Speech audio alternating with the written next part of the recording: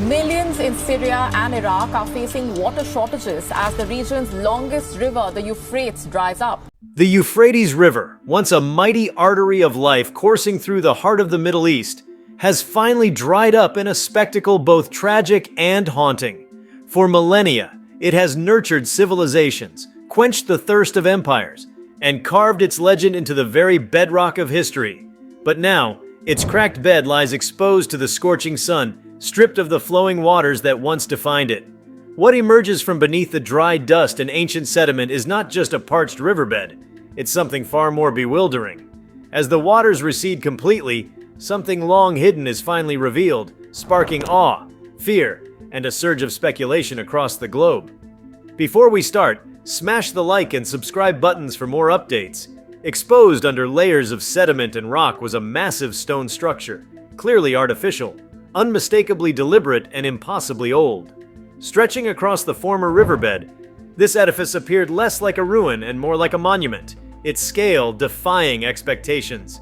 Not merely the remnants of a forgotten settlement or abandoned irrigation system, the discovery included intricate carvings etched into the stone walls. These designs bore symbols never before catalogued in Mesopotamian archaeology. Some resembled celestial patterns, while others depicted humanoid figures engaging in activities or rituals that seemed both foreign and strangely familiar. This structure wasn't alone. Nearby, a stairwell led downward, carved with such precision that the edges remained sharp despite the erosion of countless centuries. The steps descended into darkness, into a series of chambers sealed by massive stone doors. The entrance was surprisingly intact, suggesting not just abandonment, but purposeful concealment. As teams of researchers, archaeologists, and military officials flooded the site, whispers grew louder. This wasn't just a remnant of early civilization.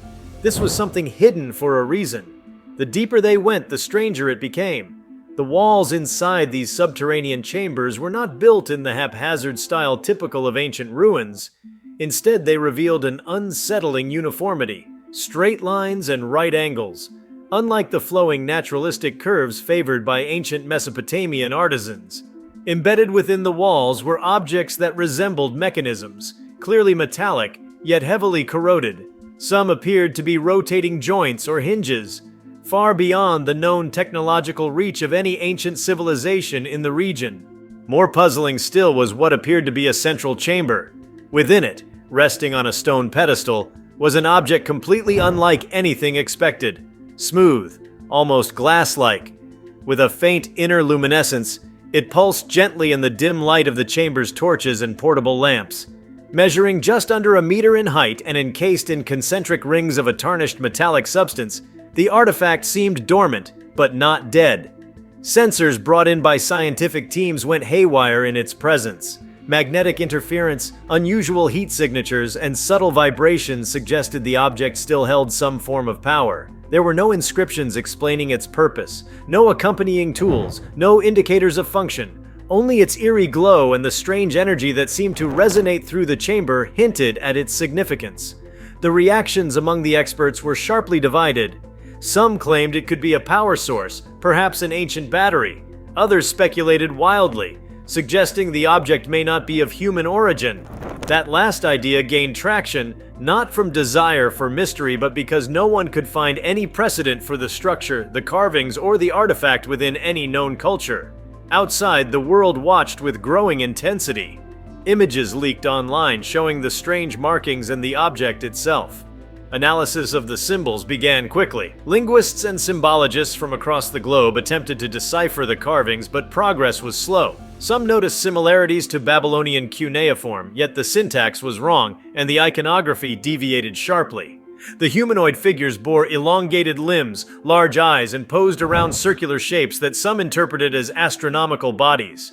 Others believed the symbols might not be linguistic at all, but a kind of visual code or warning. Excavations around the structure revealed even more anomalies. Massive stone pillars were found, buried at odd angles, suggesting they had once supported something above. Some bore burn marks, ancient scorching that hinted at catastrophic fire or energy release. Nearby, smaller chambers yielded skeletal remains, but not of animals or humans that matched known Mesopotamian anthropological records. The bones were longer, thinner, and exhibited unusual joint formations. DNA testing provided no match to any recorded species and further added to the tension surrounding the site.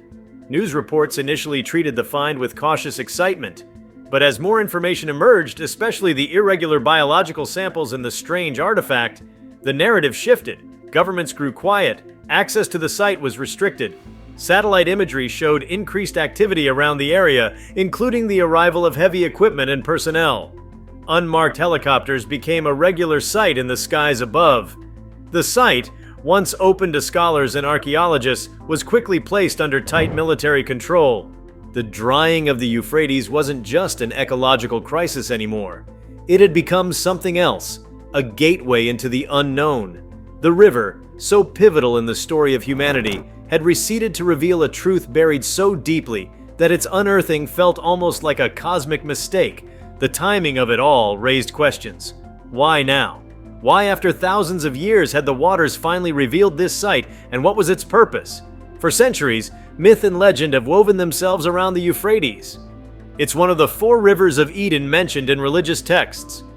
Prophecies across cultures have hinted that the river's drying would mark the beginning of a great revelation or upheaval. Now, with the riverbed exposed and secrets laid bare, people looked at those old tales with renewed curiosity and a touch of dread. Could the myths have been warning signs all along? Were the legends less metaphorical than previously assumed? While the academic world was silenced, the public imagination erupted. Conspiracy theories surged across forums and social media. Some were absurd, claims of ancient extraterrestrial launch pads or gateways to other dimensions. Others, while speculative, drew on documented archaeological anomalies from past decades, unexplainable tools, out-of-place artifacts, and sudden technological leaps in ancient history. The Euphrates site seemed to fit right into that pattern. What had once been fringe speculation now had something tangible, something visible, and it was lying in the dried carcass of one of the world's oldest rivers. The implications were staggering. If the structure was truly that ancient, and all evidence pointed to it predating any known civilization, then it meant a complete rewriting of human history. It meant that there was a level of development, intelligence, and possibly interaction that predated Sumerians, Babylonians, and even the early tribes of the Fertile Crescent. It meant that humanity's roots were not just deeper, but more complex and possibly entangled with forces or entities still unknown. There was no aftermath yet, only deepening mystery.